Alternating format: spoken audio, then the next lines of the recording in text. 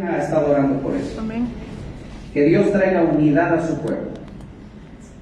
Ahora es el momento. ¿Sí?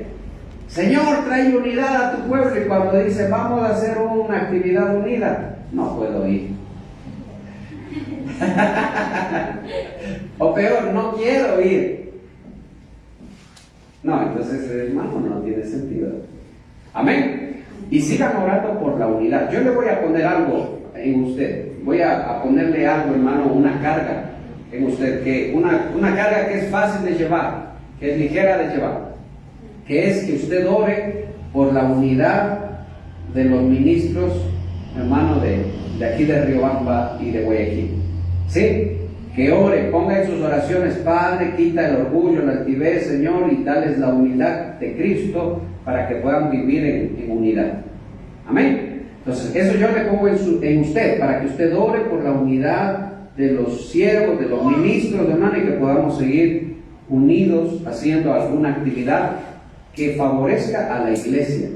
Porque todo lo que se hace es para la iglesia, es por la iglesia y para la iglesia. Amén. Amén. Amén. Sí, gloria a Dios.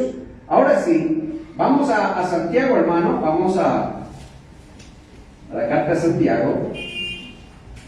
El apóstol Santiago, hermano, y fíjese que hemos estado hablando acerca de la oración. Hemos estado hablando acerca de la oración. Ponga su celular en modo avioneta, hermano, y usted te ponga ese avión para la palabra. Eso, ahí siempre. ¿Sí, no? No nos deja ningún. Gloria a Dios. El primer celular que suene es para la iglesia. Se lo digo de una vez. Así que si no quiere dar su celular a la iglesia, ponga modo vibración o modo avión. ¿Sí? ¿Me oyó? Siempre le digo y siempre suena un celular, hermano. Siempre suena el celular. Póngalo en modo avión. Y usted también ponga ese avión, hermano. Entonces, fíjese que estamos hablando de la oración. Y encontramos en la carta a Santiago 5:13 al 18, encontramos cinco circunstancias y podríamos decirlo, hermano, así, 5 tipos de oración, de lo que el apóstol Santiago le está enseñando a la iglesia, ¿sí? De lo que el apóstol Santiago le está enseñando a la iglesia. Entonces son 5 tipos de oración en 5 circunstancias diferentes. Y también analizábamos que no sabemos orar. Diga conmigo, no sabemos orar. No sabemos orar. A veces nosotros oramos y sin darnos cuenta pecamos cuando oramos. Y alguien lo decía, aun cuando oro, peco. Porque es que nuestro corazón es tan pecaminoso que aun en las cosas más santas, aun en las cosas que no debieran ser motivo de pecado, pero aún en esas cosas pecamos, hermano. Y alguien puede decir, pero ¿cómo es que puedo orar y estar pecando al mismo tiempo? Eso lo está diciendo Santiago 4. Pedís, pero pedís, ¿qué dice? Mal. ¿Para qué? Para vuestros deleites, para vuestros apetitos. Señor, dame, Señor, quiero, Señor, lo de acá, Señor, no bendigas a tal persona. Algún día yo me acerqué a orar y estaba orando al lado mío otro varón, cuando yo recién empezaba, hace unos 20, 22 años atrás, y yo me arrodillé a orar, y el que estaba al lado mío decía esto, escucha esta oración, decía, Señor, destruye a todos los que se han levantado en contra mí. Destrúyelos, Señor, que caigan, que no prevalezcan, Señor, decía. Y esa oración era así, Señor, en el nombre de Jesús, destruye a todos los que se han levantado en contra mía. Bueno, yo me quedé un poco, me llamó la atención, hermano, yo estaba al lado orando. Teníamos la costumbre de que llegar antes a la iglesia, nos acercábamos al altar, ahí, y nos arrodillábamos a orar. ¿Sí?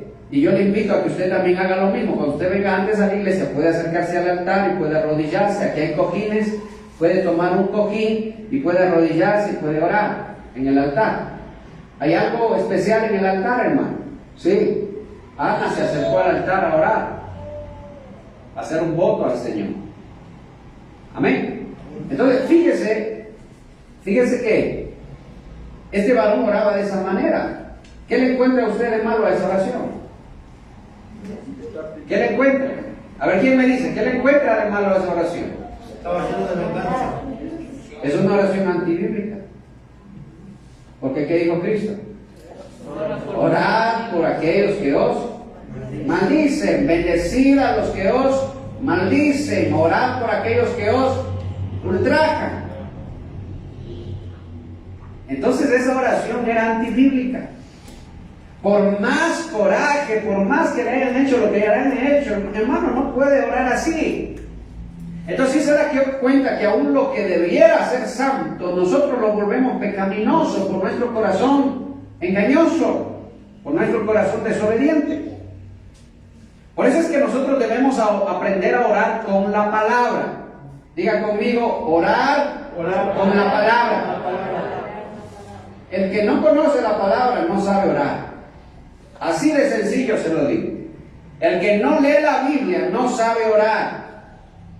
Eso quiere decir que va a orar, pero va a orar mal. Y como ora mal, sus oraciones pocas veces serán respondidas por el Señor. ¿Por qué? Porque va a orar solo para sí, para sus deleites, para sus apetitos, para mí. Pero no se vuelve una ofrenda delante de Dios. Y la oración hermano, es una ofrenda, es un sacrificio delante de Dios que uno hace. Entonces, qué hermoso es aprender a orar con la palabra. Entonces, yo le digo una cosa. Hay muchos cristianos que dicen, pastor, no sé orar. Y yo siempre les digo, hermanos, lean la Biblia, estudien la Biblia para que sepan orar y sepan qué decirle al Señor y puedan acercarse y que su oración sea escuchada. Por ejemplo, acabamos de hacer una oración. La oración dice, el espíritu y la novia dicen ven. La oración decía, Señor, como el siervo brama por corrientes de agua. ¿Dónde está eso? Eso está en Salmos. El espíritu y la novia dicen ven. Ven, amado. ¿Dónde está eso? Apocalipsis. Fíjese. Si te das cuenta que hay una gran diferencia entre orar por orar y orar con la palabra. Entonces, cuando tú le recuerdas la palabra al Señor, entonces el Señor dice, no, mi palabra yo no la puedo torcer, no me puedo echar para atrás, sino que mi palabra se tiene que cumplir. Cristo dijo, te alabaré, Padre, en medio de la congregación de los justos te alabaré. Entonces ahí tengo que estar yo, dice Cristo. Dice el Señor que Él no desprecia un corazón contrito y humillado, ahí tiene que estar el Señor. Y lo va a hacer, hermano, lo va a hacer. El cristiano que no lee la Biblia, el cristiano que no come la palabra, el cristiano que no conoce la palabra, no sabe orar eficazmente. Por eso muy pocas veces sus oraciones serán respondidas. Muy pocas veces. Tú puedes acercarte y decirle, Señor, ya no sé qué hacer con mi marido, Señor, ya no sé qué hacer, Padre, no quiere cambiar, no quiere hacer esto, Señor, ayúdame, Señor, cambia a mi esposo, Señor, salva a mi familia, salva a mi matrimonio. Pero hay una gran diferencia entre acercarse, por ejemplo, cuando se acercó, le decía yo del ciego, Bartimeo me parece que se llamaba, ¿no es cierto? Y le decía, ¿cómo se acercó este ciego al Señor? Hijo de David, ten misericordia. ¿Y por qué le dijo hijo de David? ¿Por qué no le dijo Jesús? Dígame, a ver. ¿Por qué le dijo hijo de David? El linaje de David. Ajá. ¿Y en dónde está eso? En Reyes. ¿En dónde estaba? En los profetas. Los profetas profetizaron que tenía que venir del linaje de David, porque Dios le dijo a David, te daré un trono donde se sentará uno de los que desciendan de ti, y ese trono será eterno. Entonces, fíjese cómo se acerca este ciego, que no podía ver con sus ojos, pero entendía, hermano, con su entendimiento, porque así dice la palabra, entender con el entendimiento y ver con los ojos. No hay redundancia, así dice la palabra. Entonces, fíjese cómo este ciego se acerca y le dice: hijo de David, ten misericordia de mí. Él pudo haberse acercado y decirle: Señor, mira, he sufrido tanto, he tenido tantos problemas, estoy ciego, nadie me mira, nadie me ayuda, no tengo que comer. Señor, él pudo acercarse así al Señor. Pero él se acercó ¿con qué? Con la... Dígalo, ¿con qué se acercó? Con la palabra. Escrito está en los profetas y yo creo que Él es el Cristo. Entonces, hijo de David, ten misericordia de mí. Y dice que la gente le quería hacer callar porque gritaba de una manera, hermano, que estorbaba. Déjeme decirle que a muchos cristianos les estorba cuando otros gritan, alaban al Señor, le cantan al Señor. A muchos les estorba eso. Cuando alguien se pone a adorar, hermano, y ahí derrama lágrimas, a muchos les estorba eso. Y a la gente le estorbaba. Incluso, hermano, querían que se calle. Pero gritaba más duro. Cuando decía que se calle, gritaba más duro. Hasta que el Señor se dio la vuelta y se acercó donde él y le dijo: ¿qué quieres que haga por ti? Fíjate, qué hermoso, hermano. ¿Obtuvo lo que quería? ¿Obtuvo o no obtuvo lo que quería? Sí. Que el Señor lo escuche y que el Señor se acerque a él y le diga: ¿qué quieres que haga por ti? Señor, si quieres, fíjate, si quieres. Ni siquiera le dijo: tienes que sanarme. Señor, si quieres, puedes sanarme. Y el Señor le dijo: sí quiero, sé sano. Y recobró la vista. Fíjate. Pero qué importante es aprender a pedir, a orar, con el carácter adecuado y con la palabra. Cuando usted se acerca y usted toma la palabra, hermano, y usted le dice al Señor, le habla, le recuerda al Señor la palabra, esa oración es eficaz, hermano. Eso es algo muy distinto. Amén. Entonces, como primer punto, yo quiero recordarle que el que no conoce la palabra no sabe orar. Así que deje ya de orar por orar y empiece a conocer la palabra de Dios. Deje ya de ser ocioso para leer la palabra y empiece a comer la palabra en la mañana y en la noche. No salga de su casa sin haber leído la palabra y no vaya a dormir sin volver a leer la palabra de Dios. Hágalo todos los días de su vida y se va a dar cuenta que sus oraciones van a tener fundamento y van a ser oraciones respondidas, escuchadas y respondidas por el Señor. Amén. Amén. Hágalo, hermano, hágalo. Entonces, fíjese hermano, que Santiago 5:13, ¿verdad? El apóstol Santiago está diciendo, hermano, de cómo debemos orar y en qué circunstancias, hermano, se deben utilizar estas oraciones. Y veíamos ya, hermano, la semana anterior, veíamos ya las primeras tres oraciones. Y la primera era, diga conmigo, la oración en la aflicción. ¿Alguien sabe lo que significa la aflicción?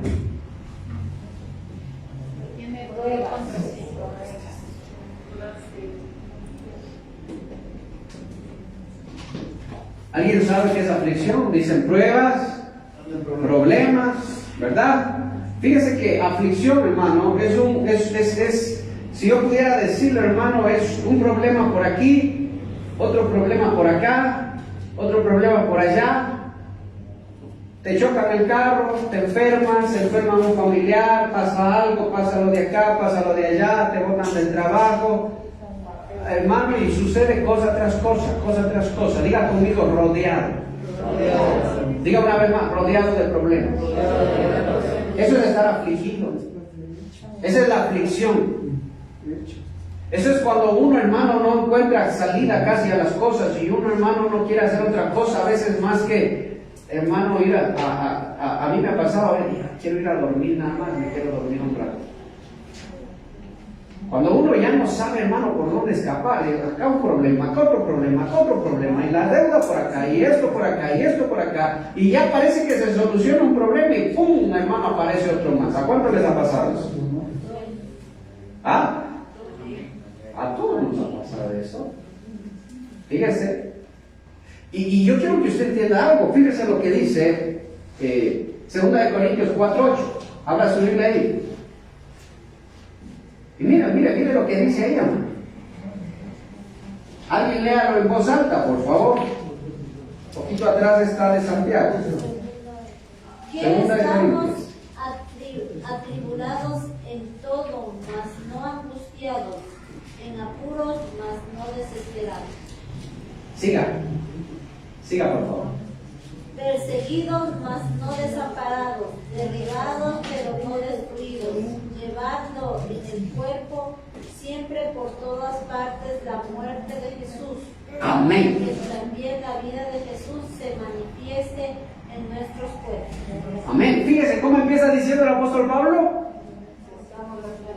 Atribulados en todo, dice.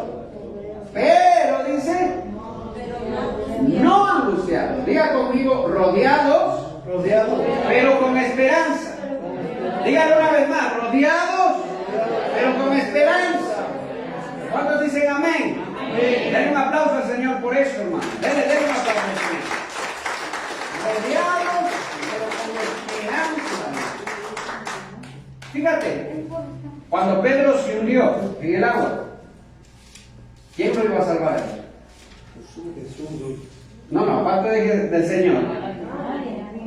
Y no diga Jesús, diga Cristo, hermano, porque Jesús era el nombre del Señor, pero la promesa era el Cristo. Por eso es que cuando se bautizó es el Cristo, el ungido. Entonces cuando usted dice el Cristo, usted está diciendo el Mesías.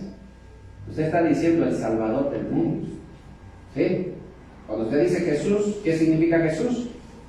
Dios con nosotros, o Emmanuel. Pero cuando usted dice el Cristo, es el ungido. El Cristo es el que sanaba, el que libraba. Amén. Entonces fíjese, aparte de Cristo, ¿quién iba a salvar a Pedro? Yo no veo ningún apóstol, hermano, queriendo lanzarse para salvar a Pedro. ¿Sabe qué estaban pensando ellos?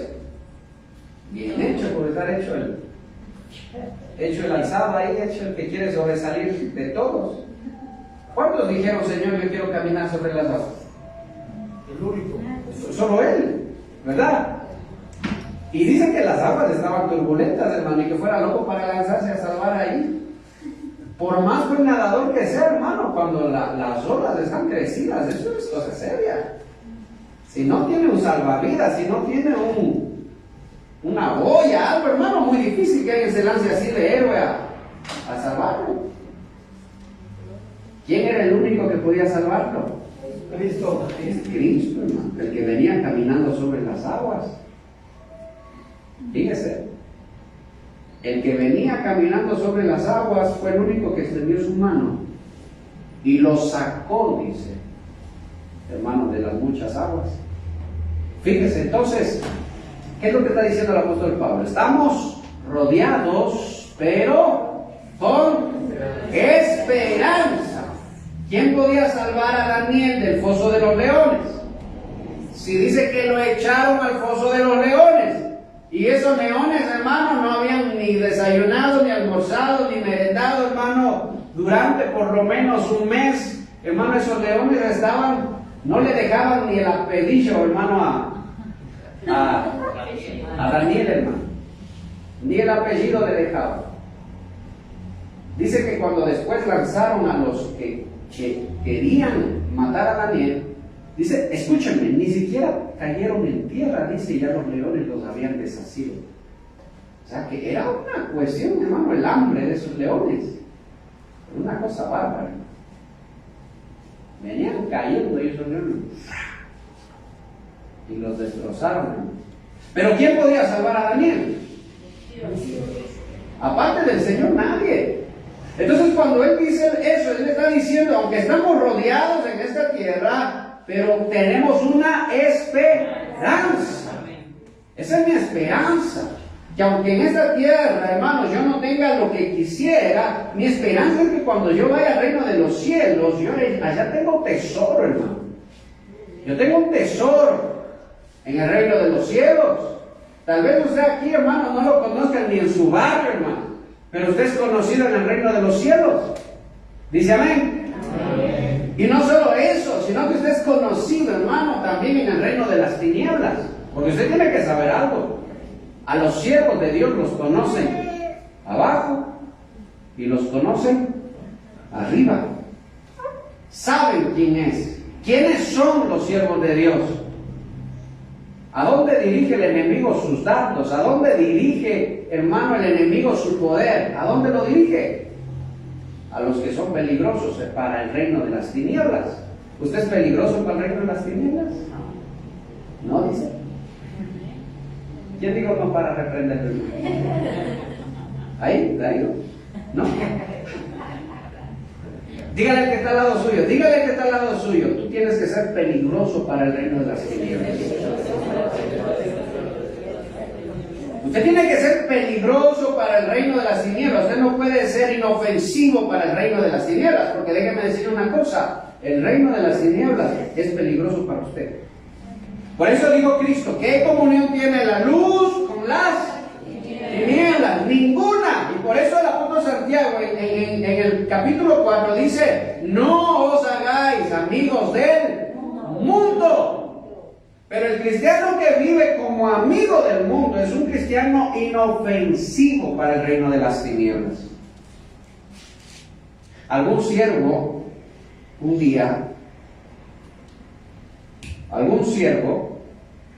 el Señor le mostró un día que había un grupo de satanistas orando para que él caiga y no, hermano, no llegue a hacer la voluntad de Dios en la vida de ese hombre. ¿Sí sabía usted eso? ¿Sabía que los satanistas se reúnen a orar? Incluso se reúnen a ayunar para que los siervos de Dios caigan y tropiecen, y para que las iglesias no logren entender el propósito de Dios, y para que la palabra se tuerza y al final las iglesias se destruyan. ¿Sí sabía eso? ¿No lo sabía? Ahora lo sabe. El reino de las tinieblas es peligroso, y el reino de las tinieblas no toma a juego las cosas, sino que ellos se reúnen, déjeme decirle, se reúnen y conversan y dialogan. Tal persona, y tienen una lista, tal persona, en tal lugar, tal persona. Estos son en blanco, porque estos son peligrosos para nosotros, o sea, para el reino de las tinieblas. Así que a ellos hay que destruirlos. Así que, ¿qué vamos a hacer? Vamos a orar, vamos a ayunar. Ellos también oran y ayunan. No creo que solo los cristianos oran y ayunan. Pero el cristiano ahí está hasta las 11, hermano. Ay, es rápido, ¿dónde está el desayuno, mujer? Ya te he dicho que me sirvas ya temprano. Come rápido, ni siquiera da gracias a Dios.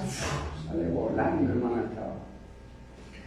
Regresa en la noche, ay, estoy tan cansado, no quiero nada, no tengo fuerzas para orar. El Señor sabe, el Señor me entiende que estoy cansado. Voy a dormir, mañana madrugaré a orar. ¿Qué madrugar, hermano? Ya cuando está en el trabajo se acuerda, hermano, de que tenía que orar y no oró nada. El reino de las tinieblas no se toma a juego esto, sino que cuando ellos quieren destruir a alguien, hermano, ayunan y oran para que esa iglesia o esos ministros sean destruidos. Por eso yo le decía, ore por los ministros, y el apóstol Pablo lo dice, oren por mí, dice el apóstol Pablo, para que me sea revelada la palabra. Y fíjese que vamos a hablar después, más adelante, del ayuno de Daniel. ¿Cuántos días ayunó Daniel para que el mensaje de Dios le llegara? ¿Cuántos días? 21 días. 21 días ayunó. Y dice que el siervo que fue enviado, el ser celestial que fue enviado, que no recuerdo si era Gabriel o Miguel, hermano, dice que llegaron y le dieron el mensaje a Daniel, pero dice que se le opuso, dice en En las esferas celestiales se le opuso un demonio, un principado se le opuso y no le dejó que él avance a dejar el mensaje a Daniel. Y Daniel ayunó 21 días para que el mensaje le llegara. Fíjese. Y hemos de hablar de eso. Hemos de hablar de eso. No lo vamos a hacer hoy, el otro domingo. Así que si usted pensó faltar el otro domingo, hermano, no falte. Entonces, fíjese que el reino de las tinieblas no toma juegos. Pero muchos cristianos sí. Pero no quiero verle a alguien, no piense que porque le quedo viendo tal vez le estoy dedicando a usted. Pero muchos cristianos sí toman a juego esto. Entonces toman muy a la ligera la oración, toman muy a la ligera el ayuno, toman muy a la ligera el culto a Dios, la iglesia, toman muy a la ligera muchas cosas. Por eso es que después termina mal. ¿Cuándo tú tomas a la ligera el culto a Dios? Te lo voy a decir así, facilito. ¿A qué hora empieza el culto el domingo? El sábado, ¿a qué hora tienes que dormir? ¿A qué hora tienes que estar durmiendo para amanecer bien el domingo y no dormirte en la iglesia? ¿A qué hora tienes que dormir? Máximo exagerando hasta las 10 de la noche tienes que estar durmiendo. Tú y tus hijos. Pero no, a los tiempos, una película que quiero ver a los tiempos. Ya hace 7 días que no veo. 2, 3 de la mañana, 4 de la mañana, 5. Escúcheme, no es por alguien en especial, sino es para toda la iglesia. 5 de la mañana. Por eso después en el culto estamos cabeceando. Y sabe que ese cabeceo, ¿a quién le hace daño? ¿Al pastor o a la oveja? A la oveja, porque el pastor a la final ya sabe lo que está predicando. Es a la oveja. O sea que hay una batalla espiritual que está perdida. ¿Sí o no? Hay una batalla espiritual que está perdida. ¿Por qué? Porque ese día debió recibir algo de parte de Dios, debió recibir incluso hasta un mensaje de parte de Dios debió recibir y no lo recibió. ¿Por qué? Porque se durmió. ¿Sí se da cuenta? Pero yo quiero decirle algo, para que ese cristiano se duerma, ¿usted no cree que detrás de eso hay intereses diabólicos de que ese cristiano no se salve? Claro, hay demonios que están merodeando y diciendo: hey, Alejito, hace tiempo que no ves esa película, hombre, te lo mereces, tú te mereces descansar, anda, coge el celular y pasa nomás hasta la 1 de la mañana en tu celular. No pasa nada. No hay que ser exagerados. ¿Cómo vamos a ser tan exagerados? Ya eso es ser fanáticos, dice. ¿Cómo va a estar el sábado preparándote para el culto del domingo? No, la Biblia dice cada día tiene su propio afán. Y yo le digo eso porque los demonios utilizan la Biblia para torcer la verdad. Cada día tiene su propio afán, Alejito, anda nomás, descansa un rato. Y nada, cosa que el domingo, pero no Alejito. Solo por tomar un ejemplo. Yo he tenido que aprender eso. Entonces, hay intereses diabólicos para que la iglesia no conozca la verdad. Hay intereses diabólicos para que los cristianos no conozcan la palabra de Dios. Hay intereses diabólicos para que los cristianos no oren, para que no se salven, que no les brille el evangelio de Cristo. Usted piense que cuando usted se levanta el domingo y dice vamos a la iglesia y sus hijos no quieren ir a la iglesia, no es solo porque no quieran ir a la iglesia, sino porque hay intereses diabólicos por detrás que están obrando para que mientras el cristiano duerme, esos demonios trabajan para que al siguiente día nadie quiera ir a la iglesia. Porque saben, fueron a ver ya y ven que el pastor está orando y está preparando y ha recibido un mensaje de parte de Dios. Y saben que ese mensaje puede salvarle la vida a ese cristiano. Entonces van, y como no pueden hacer que el pastor deje de recibir el mensaje y predique, van entonces a ver a la oveja Y ahí ven esa ovejita. El pastor dijo que máximo a las 10 el sábado en la noche ya tienen que estar durmiendo, habiendo orado y habiendo alabado a Dios para que no caigan en tentación. Pero resulta que a esa hora están recién empezando a ver la televisión, recién empezando a ver el celular. Entonces dice, esto es fácil, esto es pan comido, esto es pillos. Y ahí es cuando se levantan y empiezan a pelear porque no aparece la media, porque no aparece el zapato, porque no aparece el calzoncillo, hermano. Sí, hermano. Y empiezan a pelear y es... Oye, hermano, yo luchaba a veces con mi familia, con mis hermanas, los domingos, cuando yo era jovencito. Vamos a la iglesia, vamos ya. Cuando yo ya me convertí al Señor en serio, les digo, vamos, y nadie quería ir, hermano. Nadie quería, y no querían, hasta que entendí que esta no es una batalla en carne y sangre, sino que es una batalla espiritual. Y empecé a orar y empecé a ayunar por mi familia, para que el enemigo no toque sus vidas y ellos puedan. Y ahí empezaron a ir, vamos, de a poquito empezaron a buscar, y el Señor ha tenido misericordia. Y la obra tiene que continuar, eso sí. Pero si tú piensas que la batalla es solo con gritos, nada, hermano. La batalla es espiritual. Así que si tienes un esposo novelero, unos hijos que pasan solo viendo televisión, hay que poner orden, pero hay que orar, ayunar por eso, hermano. Amén. Para que el Señor quebrante esas ligaduras. Tienes un esposo rebelde que no quiere escuchar la palabra de Dios. ¿Qué tienes que hacer? Ayuna, ora, clama al Señor y dile, hey Señor, acuérdate, que no se pierda, Señor, que no se pierda, que conozca tu palabra y vas a ver. Mi papá nos prohibía que vayamos a la iglesia un tiempo, nos prohibió. No van. Ay, hermano, orando, pidiéndole al Señor, hermano, hasta que un domingo se levantó y me dijo, oye, ¿a qué hora empieza tu iglesia? Ya estás tarde, tienes que ir. Y desde ahí, hermano, nunca más me perdí la iglesia. ¿Dice amén? Entonces, fíjese, son cosas que debemos entender y hemos de ahondar más en la batalla espiritual, hermano, porque es necesario que se sepa, se conozca eso. Entonces, la primera es la oración en la aflicción.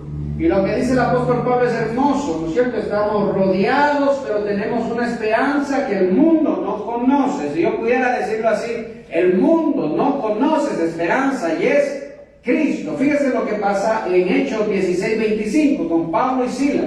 Fíjese, ayúdenos ahí abriendo a alguien, hermano.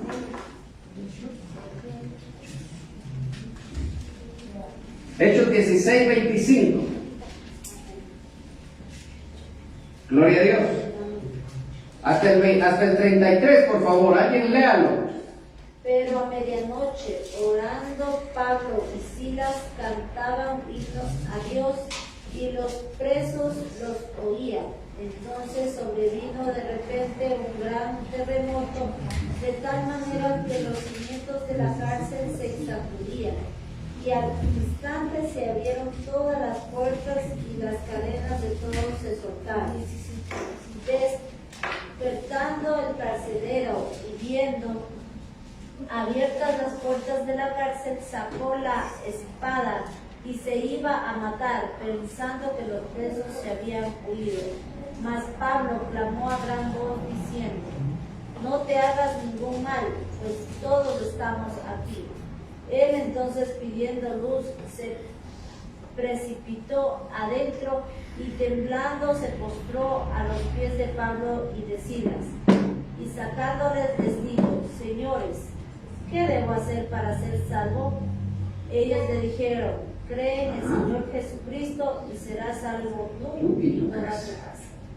Y le hablaron la palabra del Señor a él y a todos los que andaban en su casa. Y él, tomándolos en aquella misma hora de la noche, les lavó las heridas y enseguida se bautizó él con todos los suyos. Mire, ¿qué pasó? Que Pablo y Silas estaban ¿en dónde? ¿En dónde estaban? Estaban presos. ¿Por qué los metieron en la cárcel? ¿Seguro? Vaya, pues es pregunta de examen. ¿Por qué estaban presos Pablo y Silas? Cita. Porque apareció una muchacha, ¿se acuerda? Que era divina. Y decía, ellos son los siervos de Dios, escúchenlos. Y dice que era constante esta muchacha queriendo exaltar el ego de Pablo y de Silas para que tropezaran. Entonces Pablo se dio la vuelta y le dijo, en el nombre del Señor Jesucristo te ordeno que salgas de esa muchacha. Y dice que salió el demonio y esa muchacha ya no pudo adivinar más. Entonces los dueños de ella vinieron y le cogieron a Pablo y a Silas y los llevaron, hermano, a que los metan presos. ¿Por qué? Porque hicieron daño a la propiedad privada, hermano. Claro, no ve que esta era esclava de ellos. Entonces dijeron, ella nos generaba bastante dinero y ahora ya no puede adivinar. Entonces cogieron a Pablo y a Silas, les azotaron y los botaron a la cárcel. Y cuando estaban ahí, ¿qué dijeron? Ay, Señor, de gana estamos predicando. Más nosotros predicando, Señor, y nos vienen a azotar y nos mandan a la cárcel. ¿Qué dijeron? ¿Qué hicieron? Usted lo acabó de leer. Se pusieron a cantar, hermano. A cantarle al Señor. Se pusieron a decir, no sé qué estaban cantando. A ver, dígame usted qué estaban cantando. ¿A usted se le reveló que estaban cantando? Algún salmo deben estar cantando, hermano. Algún salmo de David deberían estar cantando. ¿Sí? Algo, hermano. Cuando el Señor hiciera volver la... Bueno, eso era de Moisés, hermano. Pero también, hermano, pudieron haber estar cantando eso. Amén, amén. El Señor es mi fuerza, es mi escudo, mi fortaleza, no temeré. ¿Se la sabe? No temeré. Fíjese, solo hágase de cuenta usted que ellos estaban encadenados en la cárcel, en la mazmorra, dice. O sea, que era una cárcel donde habían ratas. Estaba feo, hermano. Eso les parecía un calabozo, eso. Y estaban canta y canta, hermano. Y dice que los otros presos estaban escuchando. ¿Dice o no dice eso? ¿Ah? ¿Cómo canta usted? ¿Cómo alaba usted al Señor en la prueba?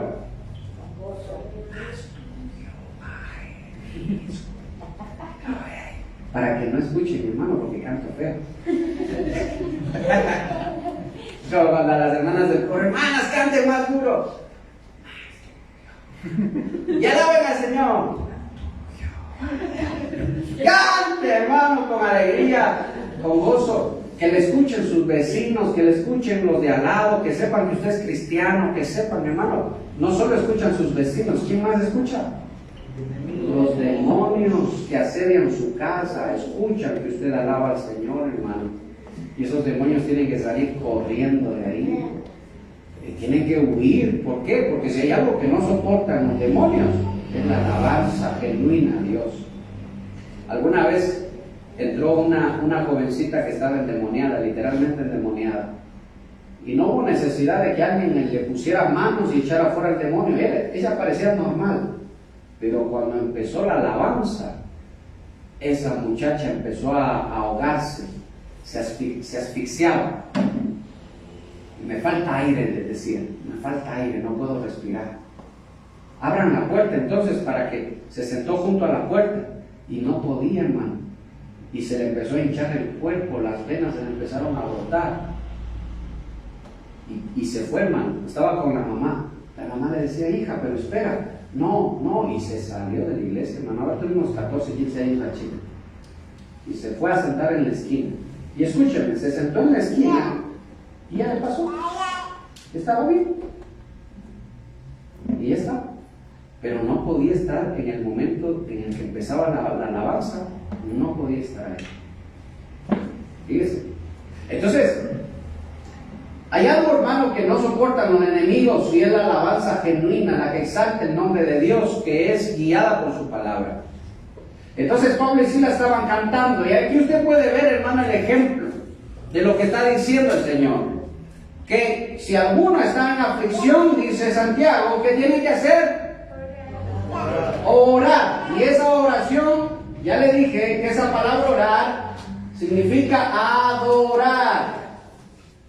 Exaltar el nombre de Dios. Cuando usted escucha adorar, no es cantar música suavecita. Adorar significa exaltar el nombre de Dios. Eso significa adorar. Claro, nosotros aquí decimos la alabanza es rítmica y la adoración es más melódica. No, usted adorar es exaltar el nombre. Mi Señor es poderoso, mi Dios es fuerte, mi Dios es mi esperanza, Él es mi refugio, Él es mi fortaleza. Ahí usted está adorando, hermano. Entonces Pablo y Silas estaban presos, pero estaban cantándole al Señor. No se estaban quejando de su circunstancia, sino que sabían que tenían una esperanza. Si los mataban, ¿cuál era su esperanza? Ir con el Señor, hermano. Por eso el apóstol Pablo dijo, para mí el morir, ¿qué es?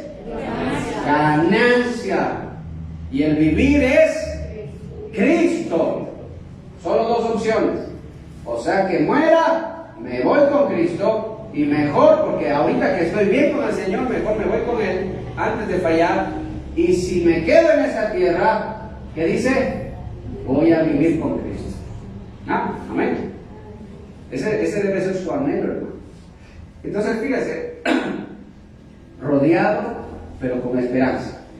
El segundo era, diga conmigo, el voto de fe. Esa era la segunda oración, el segundo tipo de oración. Este era un voto de fe. ¿No es cierto? Vamos a Santiago rapidito.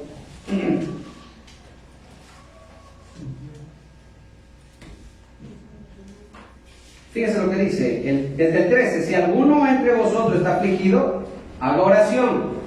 Esa palabra oración es lo que yo le decía que significa adorar.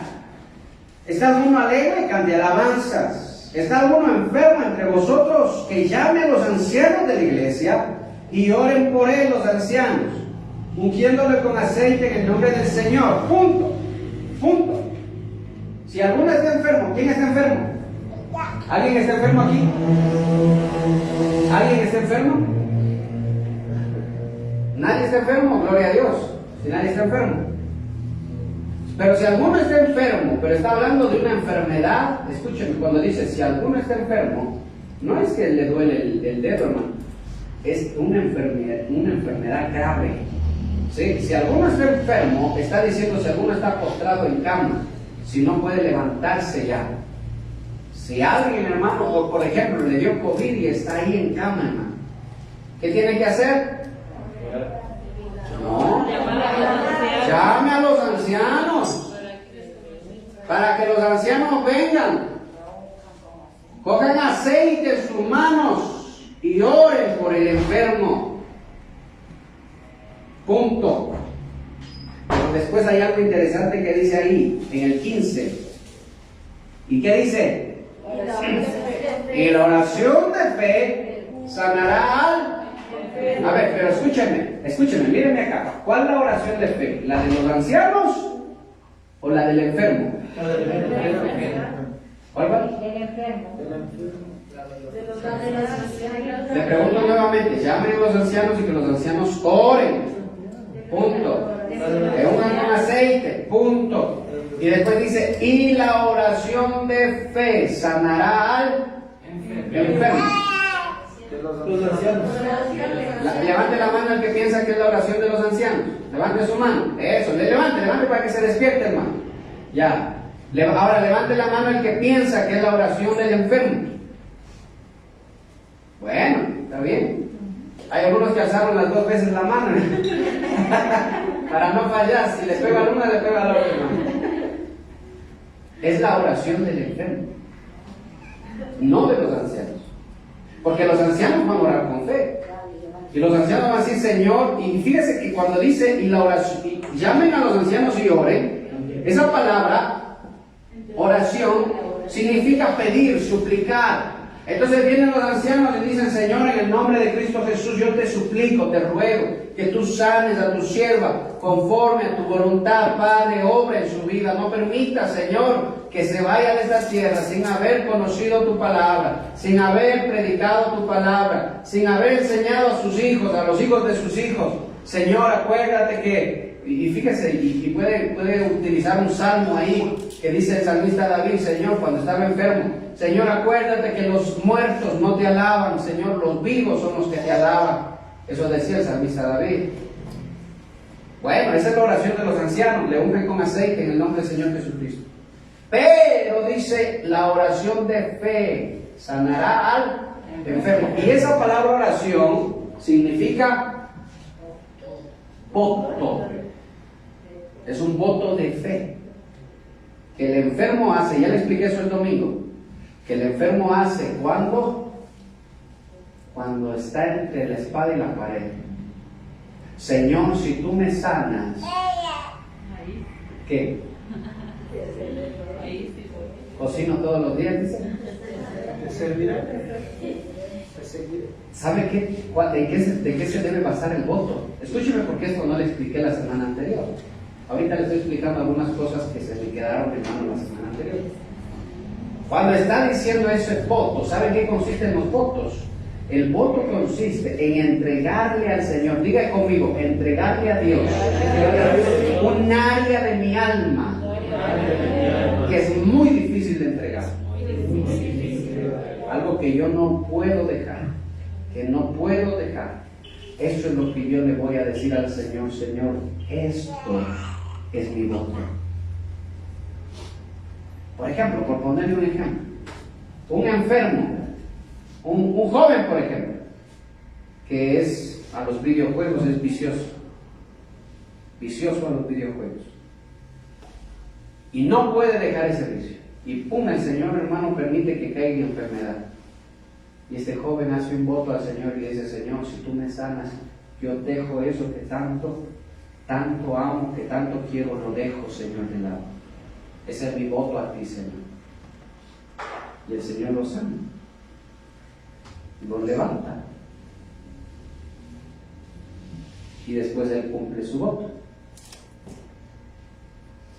Va y, hermano, y vende, yo que sé, sus videojuegos, se deshace de todo eso. ¿Sí me entienden? Amén. Amén. Es un área del alma que no puedes entregar, pero que cuando estás en esa circunstancia tú le dices, Señor, este es mi voto hacia ti, y el Señor va a cumplir su palabra. Pero tiene que ser un voto de qué. No puede ser por así por así. Ahora sí, Señor, te prometo que ya no le voy a dar con la escoba a mi marido. Ya, y el Señor dice aleluya. Tiene que ser un voto de fe. O sea, ¿qué quiere decir fe? Que vaya a cumplir. Eso, que tiene que ser un voto seguro. Usted tiene que tener fe para eso. Amén, Señor. Porque ¿qué es la fe? La certeza de lo que se espera y la convicción de lo que no se ve. Señor, voy a dejar eso, papá. Amén, lo hago con fe porque lo voy a hacer. Lo voy a hacer. Y ya está, hermano, y el Señor sana. Y el Señor sana.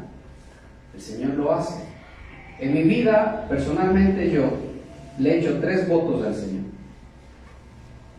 Y esos 3 votos los he hecho con fe. Y déjeme decirle una cosa, los 3 votos el Señor ha cumplido. Así se lo digo al pie de la letra, el Señor lo ha cumplido. Los 3 votos. Y yo sigo, hermano, en el nombre del Señor, cumpliendo también esos votos. Y ya no se me hace difícil. Antes sí se me hacía difícil. Decía, ay, de gana hice voto. No, ahora gracias, Señor, porque hice ese voto. Y ya no se hace difícil, se me hace, es parte de mi vida, mejor dicho. Se ha convertido en mi vida, en mi forma de vida, esos votos. Entonces, son esas áreas del alma que tú no puedes entregar a Dios. Eso es lo que tú le entregas a Dios. Amén. Amén. Por eso le preguntaba, ¿alguno está enfermo? ¿Alguno tiene algo, hermano, que nadie le puede ayudar, ni los doctores, ni nadie le puede sacar de ahí? ¿Es hora de qué? De hacer un voto de fe. Y váyase a la Biblia. En la Biblia usted va a encontrar mucha gente que hizo votos al Señor. Y el Señor cumplió su palabra. Les hablaba de Ana, la que no podía tener hijos. ¿Verdad? ¿Sí o no? Pero hay algunos que Jefte también hizo un voto. ¿Alguien recuerda el voto de Jefte? Ay, o Jefte. Ese voto era cosa seria. ¿Por qué? Porque solo, déjenme se lo explico así rapidito, hermano. Yo sé que hoy es día de la familia y todo, hermano. Pero dice que este hombre estaba en guerra. El pueblo de Israel estaba en guerra. Y era muy difícil que ganaran esa guerra. Y le dijo, Señor, si tú me das la victoria, si tú le das a tu pueblo la victoria, la primera persona que salga a recibirme, yo la voy a ofrecer como sacrificio a ti. Y cuando ese fue el voto. Si tú nos das la victoria, la primera persona que salga a recibirnos, a recibirme, la voy a dedicar completamente a tu servicio, es lo que estaba diciendo. Y cuando él está llegando, ¿quién cree que salió a encontrarlo? La hija. Y dice que se puso a llorar, gente. Lloró y dijo, hija mía, tú eres la que tiene que... O sea, mi voto yo le prometí al Señor, y tú eres la que salió a recibirme. Así que voy a cumplir mi voto. Aparentemente dice que sacrificó a la hija. Pero también tenemos que entender que en la palabra, cuando dice sacrificio, se está hablando de separación. O sea, ¿en qué consistía eso? Si lo tomamos así, en que su hija jamás se iba a casar y no iba a tener nunca hijos, o sea, descendencia, y se iba a dedicar toda su vida solo ¿a quién? A Dios. Servicio completo a Dios. Amén. Amén. Pero cumplió su voto. El Señor les dio la victoria y cuando él regresó le salió su hija a recibir y él cumplió también su voto. No iba a tener nietos, hermano, de su hija, pero le tocó cumplir su voto. No recuerdo si era hija única, no recuerdo. Vaya usted a la Biblia, hermano, y lo busque. Pero hemos de hablar algún rato de ese voto. Entonces, mi hermano, el tercero, ¿sí? El segundo es el voto de fe. Diga conmigo ahora el tercero, diga conmigo. El voto de fe. No, ese es el segundo. Diga conmigo el deseo de la unidad. Ya, esa es la tercera oración, el deseo de unidad. Fíjese lo que está diciendo, vamos al 13 rapidito. El 15. Y la oración de fe salvará al enfermo y el Señor lo levantará, y si hubiese cometido pecados le serán perdonados. Y aquí dice el 16, confesad vuestras ofensas los unos a los otros y orad unos por otros para que seáis sanados. Miren, esa es la tercera oración. Esta, hermano, es la oración del deseo. Le estaba diciendo que ore por los pastores de la misión Elim, Ecuador, para que podamos vivir en unidad, porque depende más de los pastores que de las ovejas. Amén. Depende más de los pastores de las ovejas. Y como les decía en la reunión, hermano, de parte del Señor, no hay unidad si no hay humildad. Sin humildad no hay unidad. Entonces, ore por eso. Pero ¿por qué vamos a orar? Porque hay un deseo ¿de qué? De unidad. Entonces, esa palabra oración significa deseo. Un deseo, hermano, ferviente. ¿De qué? De que podamos vivir en unidad. ¿Ha escuchado ese dicho que dice, pueblo chico, que dice? Infierno grande? Hasta novela creo que había de eso. ¿Pero quién vio esa novela? ¿No? Ya le voy a creer. Escúchame, si no hay un deseo de unidad, no hay unidad. Entonces el pueblo de Dios tiene que aprender a desear la unidad. Si hay una familia que no se lleva con la otra familia, y una familia que no les puede ni ver a los de allá, y otros que en vez de salirse por aquí se salen por allá para no despedirse de los de acá, ¿qué es eso?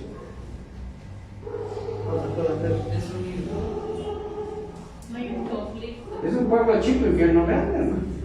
Todo el mundo habla mal los unos de los otros. Y pasa el predicador, escuchen, y pasa el predicador, y no sé si le ha pasado, preste atención, hermano, y le coge, hermano, a tal hermano que no le cae bien y le zamarrea, hermano, con la palabra. Ya solo falta decirle, hey, tú, Juanito Pérez. Y pasa la profeta y empieza a decir en el nombre del Señor, el Señor dice esto, y también lo vuelve a zamarrear a Juanito Pérez, hermano. Y resulta que a Juanito Pérez, hermano, los amarrean de esa manera porque Juanito Pérez no hace todo lo que dice y no ofrenda como todos ofrendan. Pero a Pablito, hermano, resulta que Pablito, como ofrenda mucho y como diezma mucho, mejor nadie le llama la atención y mejor solo lo acaricia nomás bonito ahí. Le ponen almohadilla en el asiento para que se sienta cómodo y que no se vaya de la iglesia. ¿Sí se da cuenta? Que aún las cosas más santas se pueden utilizar para cosas pecaminosas. Eso es así. Por eso Pablo le dijo a la iglesia de los Corintios que no haya preferencias dentro de la iglesia, a excepción de personas. Porque resulta que en la iglesia de los Corintios, a los que tenían dinero los sentaban adelante, y a los pobres, ¿en dónde? Sentados en el piso, en la puerta, hermano. Así era. Aquí se sientan adelante los que quieran sentarse adelante, hermano. Más bien a veces, hermanos, los de atrás estén adelante y ahora se van atrás, hermano. Pero es así como debemos nosotros procurar la unidad. Si le abrazas al que huele, hermano, al mejor perfume, no recuerdo un perfume, hermano. ¿Mudo qué? Habrá esa marca, ¿no? Hugo Boss. El que huele a Hugo Boss, ¿verdad? Qué bonito abrazarle, pues, y hasta agarrar un beso, ¿no? Huele rico. Y el que huele a la colonia 7 caballitos, igual, hermano, abrazarle, gloria a Dios. Y al que huele a chanchera, igual, hermano, abrazarle, gloria a Dios. Eso es no hacer acepción de. Así tiene que ser la iglesia. Que yo no vea, hermanos que, pucha, solo a los que están bien vestidos, hermano, Dios lo bendiga, y a los otros así el dedito nomás, o de lejito, ahí nomás, hermano, ahí nomás, porque huele medio raro. Que no pase, hermano. Porque ahí estamos nosotros desobedeciendo la palabra de Dios. No hagáis acepción de personas. Si va a abrazar, abrace a todos. Y si va a dar la mano, dé la mano a todos nada más. Y si no va a dar la mano a nadie, no dé la mano a nadie. ¿No? De lejitos a todos. No pasa nada. Ahora tiene excusa. Mientras dura la pandemia nada más. ¿Sí? Pero dice abrazados con músculo sano. Entonces, fíjese el deseo de la unidad. Rápidamente, vámonos, hermano, a 1 de Pedro 4:8. Y otra persona, ayúdenos buscando Hechos 1:14. Ya vamos terminando, hermano. Denme 1 hora y media más. ¿Qué dice 1 de Pedro 4:8? Y sobre todo tened entre vosotros ferviente caridad. Amén. Y ante todo tened entre vosotros, ¿qué dice? Ferviente amor o caridad, como dice el varón. Porque el amor cubrirá multitud de pecados.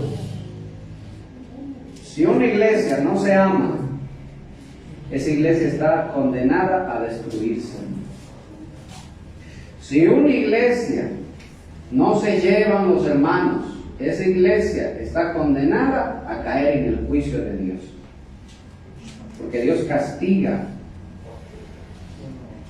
Dice, como dice Salomón, 6 cosas aborrece Jehová, mas la séptima le es abominable. ¿Y qué dice? ¿Cuál es esa séptima? ¿Alguien sabe? ¿Cuál es la séptima que le es abominable al Señor?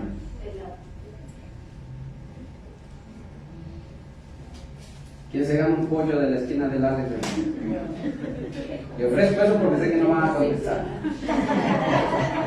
Porque si alguien me contesta y no le doy, yo caigo en pecado, ¿no? La idolatría. Dígame para ganarme. Pues. Nadie.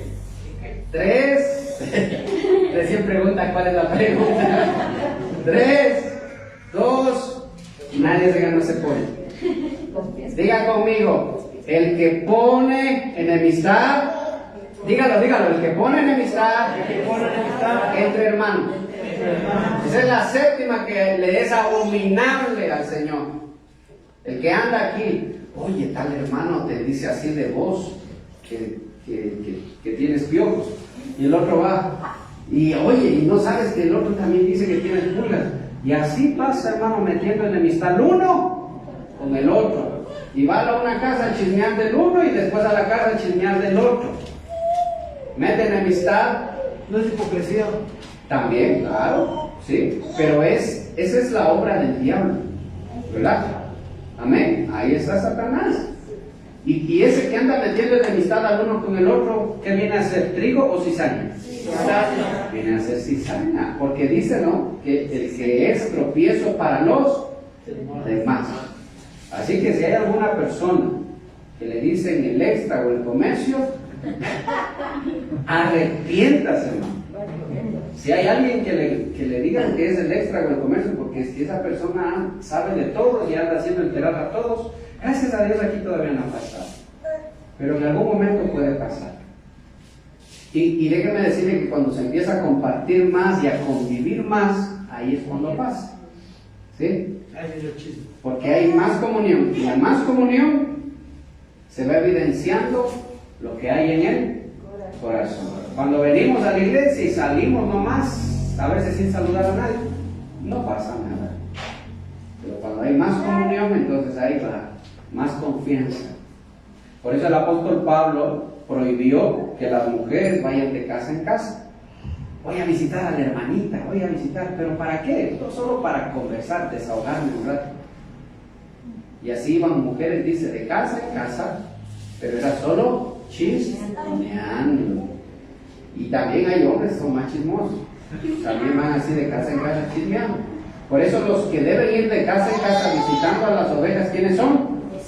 Los ancianos, los pastores, son los únicos que deberían ir de casa en casa predicando, pero no a la hora del almuerzo.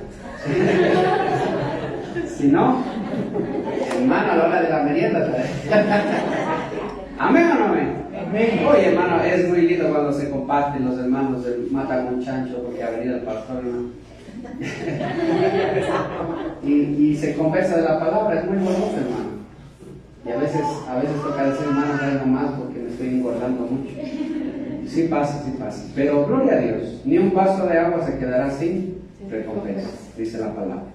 Así que si alguien necesita hacer discipulado en su casa, avíseme, porque la cuestión, hermano, es darle más a los discipulados. Amén. Y si alguien dice, pastor, yo quisiera que en mi casa se predique la palabra, invitar a los hijos, a los familiares, solo dígame nada más. Amén. ¿Sí? Amén. Espero que lo haga, hermano. Espero que lo haga. Gloria a Dios. Entonces, fíjese, el cuarto, vamos ya al cuarto, porque nos quedamos ahí. El cuarto, diga conmigo, el ruego activo. Dígalo, el ruego activo. Oye, hermano, pero ya se me está durmiendo. El ruego activo del justo. Amén. Gloria a Dios. El cuarto es el ruego activo del justo. Ya va a ver porque yo le puse así. Ya va a ver. Porque dice la palabra, regresamos a Santiago, en el 17. El 16 dice, confesad nuestras ofensas los unos a los otros y orad los unos por los otros para que seáis sanados. La oración eficaz del justo, ¿qué dice? Puede mucho. Ahí está, subraya esa palabra, oración eficaz. Ahora, fíjense que aquí hay tres ingredientes en esta oración. Hay tres ingredientes. El primer ingrediente en la oración. ¿Qué significa esta palabra? Esta palabra oración significa rogativa, ruego. Miren, rogativa. Segundo, ¿qué se necesita? Dice la oración que eficaz. Esta palabra eficaz significa activa. No es que, Padre, si tú quieres, Señor, si hallado gracia, te ruego que me salves. No. Está hablando de una oración activa, de levantar la voz, de orar, hermano, con voz en cuello y decirle, Señor, acuérdate de mí, Señor. Esa es una oración activa, no es una oración pasiva, escúchenme. Amén. Y ya lo vamos a ver, ya vamos a ver un ejemplo de esto. Entonces dice, la oración eficaz, esto es activo. ¿Y qué más? ¿Cuál es el tercero? Justo. Diga conmigo, entregado a Dios. Entregado a Dios. Entonces está diciendo, fíjese, la rogativa activa del entregado a Dios puede mucho. ¿Sí me entendió? Puede mucho. ¿Qué podrá? ¿Qué podrá? Levantar al enfermo, hermano. Orar por la circunstancia. Orar por lo que está pasando. Y ahí toma ejemplo. ¿A quién? Al profeta Elías. ¿Usted cree que digo, Señor, que no llueva 3 años y medio en Israel? Ay, Padre, que no llueva. ¿Ya? ¿Se acabó la oración? No, hermano. Con esas oraciones que ahora hacemos ya medio durmiendo, ¿no? Bostezando. Eso no sirve, dice. Entonces, esta oración es una oración activa. Entonces Elías se paró y dijo, Señor, te ruego, papá, que no llueva aquí. Porque este pueblo está desobediente a tu palabra. Señor, se han ido tras los Baales, tras las Astartés, tras los dioses paganos. Señor, te ruego que no llueva para que ellos se vuelvan a ti. Porque a la gente pueden quitarle la comida, pero quítele la comida y el agua, hermano. Una persona puede vivir más tiempo sin comer que sin tomar. Señor, haz esta obra, Señor. ¿Y qué pasó? Se cerraron los cielos, las nubes no dieron agua. Y dejó de llover 3 años y medio, ¿no parece que? Sí. 3 años y medio sin llover. Imagínense lo que es un año sin llover. En un año se pierden las cosechas, se pierde todo. Ahora, en 3 años y medio sin que la tierra produzca, sin ingresos, sin comida, porque la lluvia hace que la tierra produzca y eso es comida. ¿Cómo estaba ese pueblo? Seco. Ese pueblo estaba así. Escúchenme, el pueblo de Israel estaba así. Tenemos todo y ellos decían, gracias a Baal tenemos la lluvia.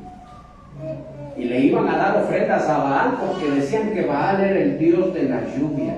Ahora usted va a saber por qué Elías oró para que le quitaran la lluvia. ¿Y sabe por qué? Porque Elías después fue y dijo, a ver, vamos a ver, ¿quién es el que les da la lluvia a ustedes? Así que vamos a ver, profetas de Baal, hagan su sacrificio y hagan su ofrenda. Y el Dios que responda con fuego, ese es el Dios verdadero. Vamos a ver. Y fue también Elías, hermano, ¿y quién respondió? El Dios de Elías. Entonces el pueblo supo quién era el Dios que les daba la lluvia, la bendición, la provisión. Entonces le dijo claramente, le dijo Elías al profeta, al rey, ¿cómo era el rey que estaba ahí? Acab, el rey Acab y su esposa Jezabel. No va a llover en Israel hasta qué? Hasta que salga de mi boca que yo declare que vuelve a llover. No va a volver a llover en Israel hasta que yo ore para que el Señor envíe la lluvia. Y todos se rieron, tomaron a chiste, dijeron, jaja, piensa que nada. Y ni Baal pudo hacer nada ahí. Entonces, por eso es que él hizo eso. Entonces fíjese que es la oración ferviente. Es la oración, no. A ver, ¿quieres que tu esposo cambie? ¿Quieres que tu esposo se vuelva a Dios? ¿Cuánto tiempo estás orando? ¿Cuánto tiempo oras? 5 minutos en la mañana cuando me acuerdo. 2 minutos en la noche porque me da sueño. 1 minuto así. No, hermano, eso no sirve. Cuando dice una oración ferviente, está diciendo una oración con poder, hermano. Una oración activa. Rogándole al Señor, no imponiéndole, por eso es rogativa. Rogándole, Señor, acuérdate. Señor, tus promesas, Padre. Señor, aquí estoy. Amén. Esa es la oración eficaz. Pero del justo, o sea, del que se entrega a Dios. Porque si cualquiera dice que no llueva, casi hasta le cae un rayo, hermano. Sí, le he contado de aquel varón que dice, Señor, que no llueve, y cayó hasta granizada, hermano. Pero cuando el justo dice que no va a llover, en el nombre del Señor, por un propósito, no solo porque le da la gana de que no llueva, sino por un propósito divino, como el que fue el de Elías. Amén. Cuando el mar se abrió, es un propósito divino. No era solo porque le daba la gana de qué, de que se abre el mar. Propósito, diga conmigo, propósito. Amén. Entonces, fíjese, hermano, son cosas que nosotros debemos entender. Y el quinto, para finalizar, diga conmigo, la insistencia de los siervos de Dios. ¿Sí? Acá le voy a poner el quinto. La insistencia de los siervos. O siervas también, ¿no? Siervas de Dios.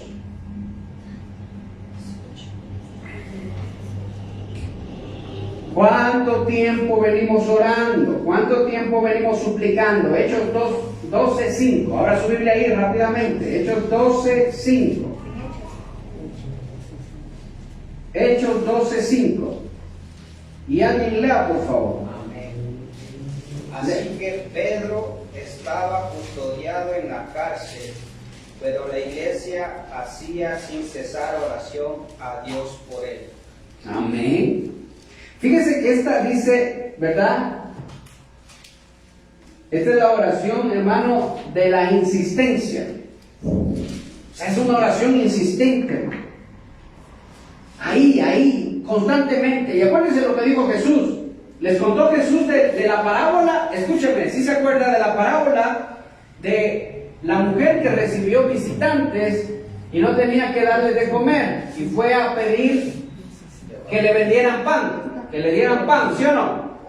¿Y qué le dijo el que vendía? Le dijo, no, ya está cerrado, ya no puedo abrir.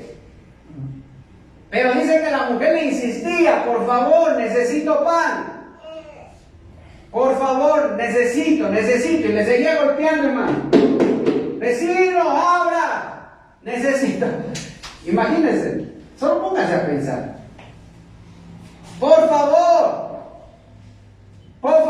vecino, necesito, abra. Dice que, no, es el juez que le haga justicia. Ya ve, estoy con el pan, hermano.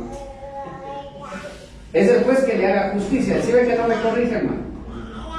La mujer que deseaba que le hagan justicia y fue y le rogó al juez y le dijo, juez, hágame justicia. Y de tanta insistencia, ¿qué dijo el juez?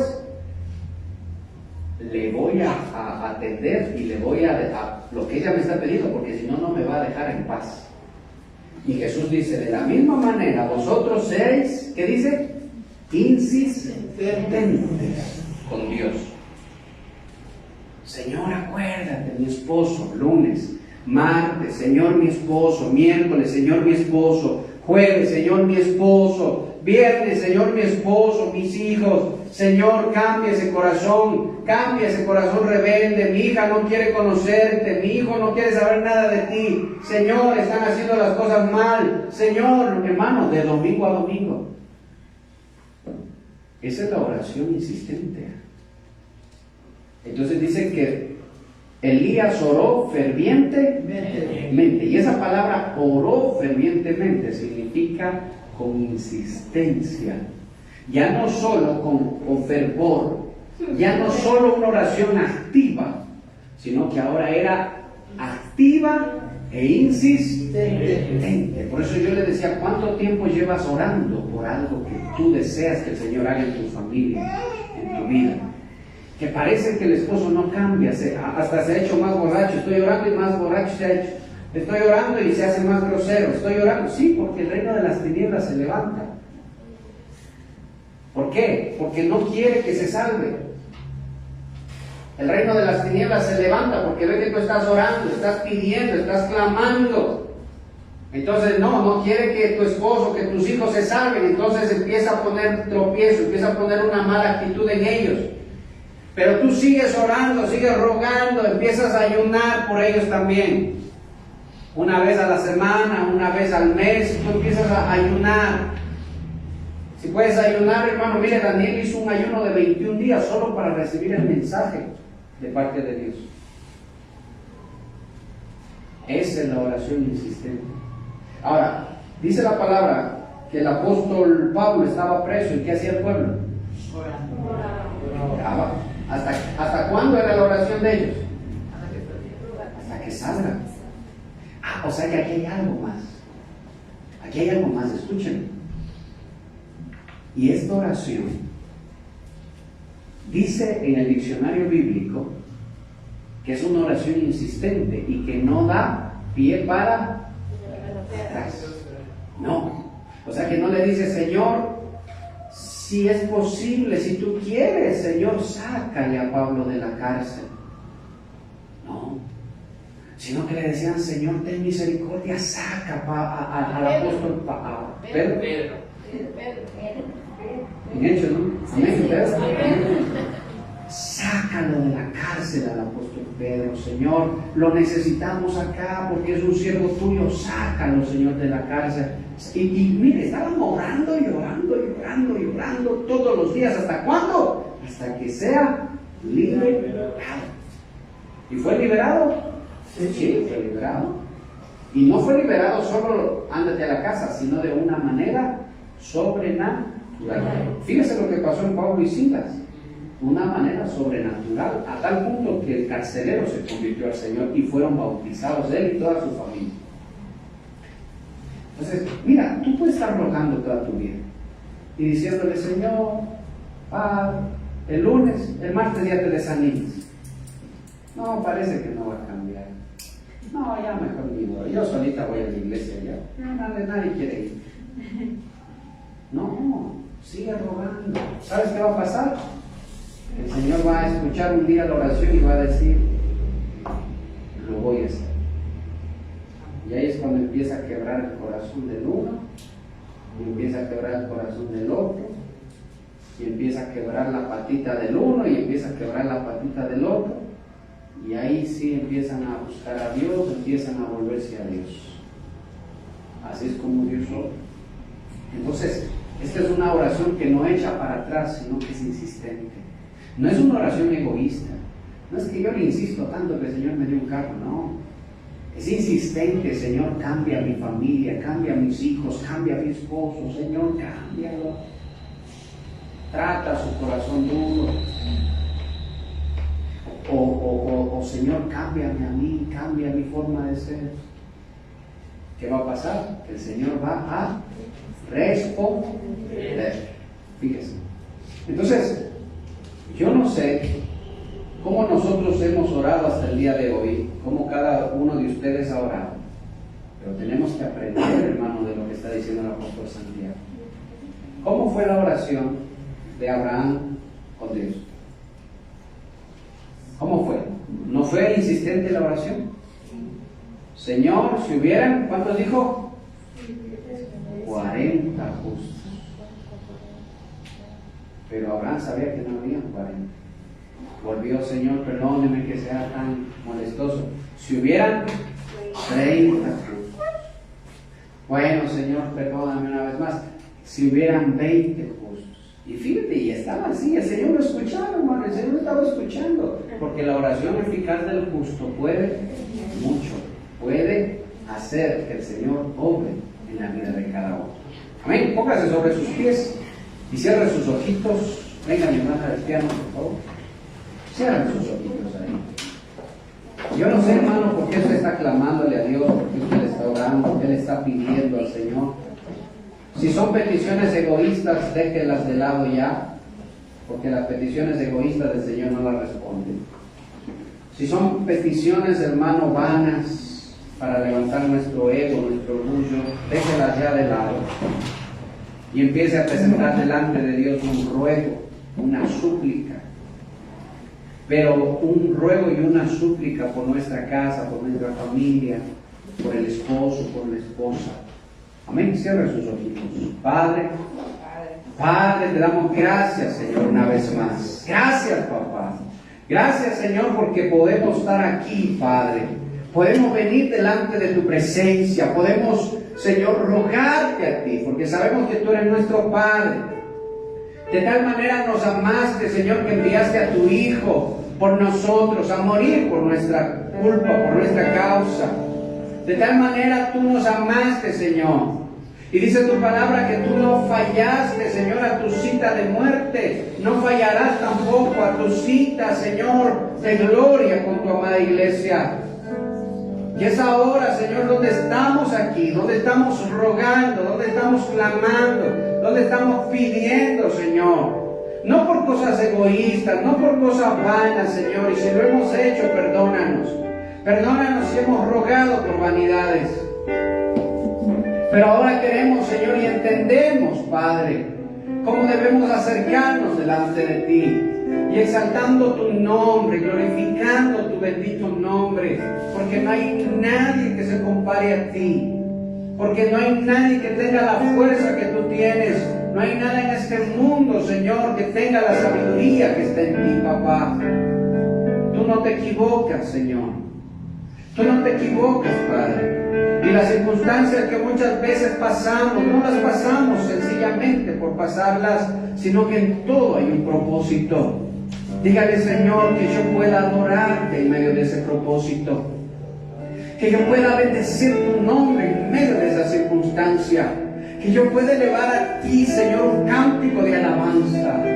Aún, Señor, cuando me sienta en la cárcel, cuando me sienta afligido, cuando me sienta, Señor, rodeado de problemas, yo sé que tú eres mi esperanza. Yo sé que puedo clamar a ti, que puedo rogar a ti, que puedo elevar a ti mi oración y alabarte, Señor, y exaltar tu nombre, porque tú tienes el control de todas las cosas. Hoy yo vengo clamando a ti. Dígale al Señor, ponga delante del Señor su necesidad, iglesia. Póngala delante del Señor. Este es un tiempo para orar. Ponga delante del Señor su necesidad. Ponga delante del Señor su súplica, su oración, iglesia. Pero que sea ferviente, iglesia. Que sea una oración activa. Que no sea una oración pasiva. Que no sea una oración dormida. Sino que sea una oración ferviente. Dígale, Padre mío, Padre celestial, Padre glorioso, Padre poderoso, Padre santo, Padre, solo tú puedes, solo tú tienes el poder para cambiar los corazones. Tú que abriste el mar, Señor, y tu pueblo pasó en seco. Tú que venciste, Señor, a las tinieblas. Tú, Señor, que derrotaste toda obra de maldad. Oh, mi Dios, trae, Señor, libertad a los corazones. Trae libertad, Señor, a las familias. Que se conviertan a ti, Señor, los esposos. aquellos esposos que están, Señor, reacientes, Padre, que no quieren escuchar tu palabra, que no quieren caminar hacia ti y que se han vuelto muchas veces en piedra de tropiezo para sus esposas. Oh, papá, tú puedes cambiar esos corazones. Tú puedes quebrantar ese orgullo. Tú puedes quebrantar esa altivez. Oh, Señor, trata esos corazones. En el nombre de Cristo Jesús te lo pido.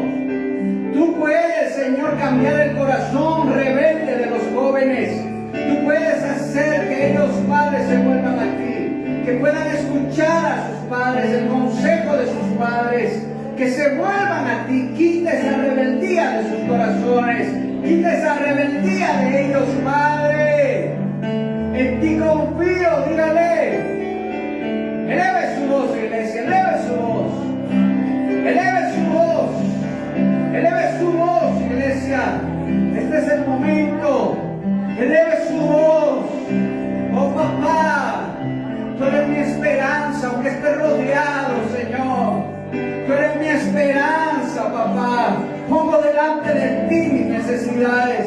Pongo delante de ti, Señor. Delante de ti, papá. Delante de ti mi trabajo. Dígale, póngase delante del Señor, iglesia. Ponga delante de Él. Ponga delante de Él. Pon delante del Señor tus actitudes.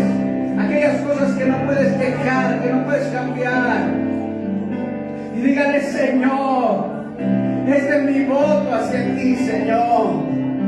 Oh, mi papá, que mi casa no se destruya. Dígale, que mi casa no se destruya. No permitas que mi familia se destruya. Cambia los corazones. Aún la gente que está mirando por internet, eleve su oración al Señor. Eleve su súplica. Tu casa se está destruyendo, tu familia se está destruyendo. Parece que no hay solución. Eleva al Señor un voto. Que mi casa no se destruya, Señor. Y yo te serviré. Y yo te seguiré, Señor. Todos los días de mi vida, Señor. Yo te seguiré. Oh, papá. ¿Hay algún enfermo en este lugar? ¿Hay alguno que esté enfermo? Levante su oración al Señor y dígale, Señor, si tú me sanas, Señor, haga una oración de fe. Y dígale, Señor, si tú me sanas, yo te serviré, Señor, yo te seguiré. No habrá necesidad de que me estén invitando a la iglesia, yo iré por mi propia cuenta. No habrá necesidad de que me estén llevando a la fuerza, yo caminaré solo, Señor. Ese es mi voto delante de ti. Que yo no me aparte, Señor, de ti. Que yo pueda estar hasta que tú vengas por mí. Ay, vacía, malaya, aleluya. El oído del Señor está atento, iglesia. El oído del Señor está atento. Escuche. El Señor está escuchando. Eleve su voz. Eleve su clamor, eleve su súplica al Señor. Eleve su voto al Señor. Su ruego insistente. Su ruego insistente. El Señor escuchará, el Señor hará, el Señor lo hará. Lo que es imposible para ti, para el Señor no lo es. Lo que es imposible para ti, para el Señor no lo es. Nada es imposible para el Señor, iglesia. Nada es imposible para el Dios de Jacob. Nada es imposible para el Dios de Abraham. Nada es imposible para el Dios de Isaac. Nada es imposible para el Dios de Israel. El que creó los cielos y la tierra. El que hizo todas las cosas. No se cansará. No se desanimará. No mirará para atrás. Porque lo que Él empezó lo terminará, iglesia. Él terminará lo que empezó. Aleluya. Aleluya. Ahora dele gracias. Ahora dele gracias. Porque el Señor ha escuchado nuestra oración. El Señor ha escuchado nuestro ruego. El Señor ha escuchado, su oído ha estado atento. Él Él ha mirado el corazón y Él responderá. El Señor responderá. Dele gracias al Señor. Dele gracias.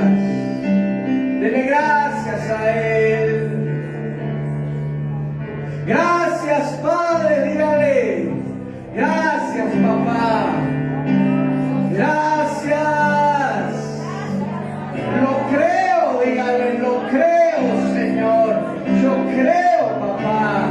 Yo creo que la oración del justo no cae en tierra, sino que tú la recoges. Yo creo que las lágrimas, Señor, de tus hijos, tú las recoges, papá. Yo creo, Señor, que tú respondes, porque no rechazas un corazón que se humilla. No rechazas, Señor. Aleluya, aleluya. Gracias. Den un aplauso al Señor, iglesia. Den un aplauso, denle gracias. Gloria a Dios. Gloria al Señor. Gracias. Gracias. Diga conmigo, gracias, papá. Gracias, Padre. Porque tu oído ha escuchado mi oración. Gracias, papá. En el nombre de Jesús. Y el pueblo de Dios dice: amén. Gloria a Dios. Así se ha hecho. Den un aplauso al Señor, iglesia. Gloria a Dios. Aleluya. Gloria al Señor. Amén y amén. ¿Está contento, mi hermano? Gloria a Dios, estamos felices. Lo que hoy aprendió no es solo conocimiento. Llévelo a la práctica, hermano. Amén. Llévelo a la práctica. Gloria a Dios. Vamos a orar, hermanos, por las ofrendas. Vamos a terminar ya para despedirnos. Venga, por favor, Angelita, ayúdanos orando. Venga, por favor. Y vamos a orar. Gloria a Dios. Póngase sobre sus pies, hermano. Vamos a terminar ya.